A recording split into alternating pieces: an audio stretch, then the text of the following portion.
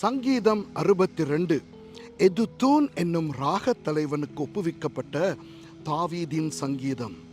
தேவனையே நோக்கிய ஆத்துமா அமர்ந்திருக்கிறது, அவரால் என் இரட்சிப்பு வரும்.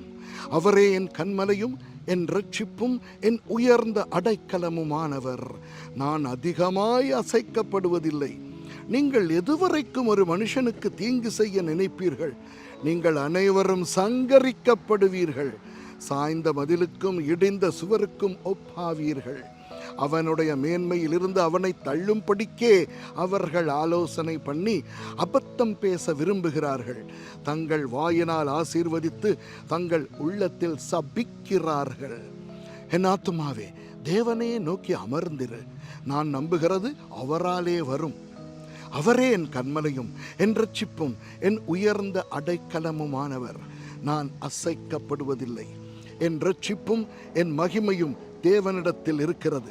பலனான என் கன்மலையும் என் அடைக்கலமும் தேவனுக்குள் இருக்கிறது. ஜனங்களே, எக்காலத்திலும் அவரை நம்புங்கள். அவர் சமூகத்தில் உங்கள் இருதயத்தை ஊற்றிவிடுங்கள். தேவன் நமக்கு அடைக்கலமாயிருக்கிறார். கீழ் மக்கள் மாயையும் மேன்மக்கள் பொய்யுமாமே. தராசிலே வைக்கப்பட்டால் அவர்கள் எல்லாரும் மாயையிலும் லேசானவர்கள். கொடுமையை நம்பாதிருங்கள், கொள்ளையினால் பெருமை பாராட்டாதிருங்கள்.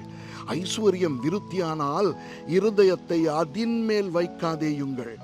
தேவன் ஒரு தரம் விளம்பினார், 2 தரம் கேட்டிருக்கிறேன். வல்லமை தேவனுடையது என்பதே, கிருபையும் உம்முடையது. ஆண்டவரே, தேவரீர் அவனவன் செய்கைக்கு தக்கதாக பலனளிக்கிறீர். ஆமென்.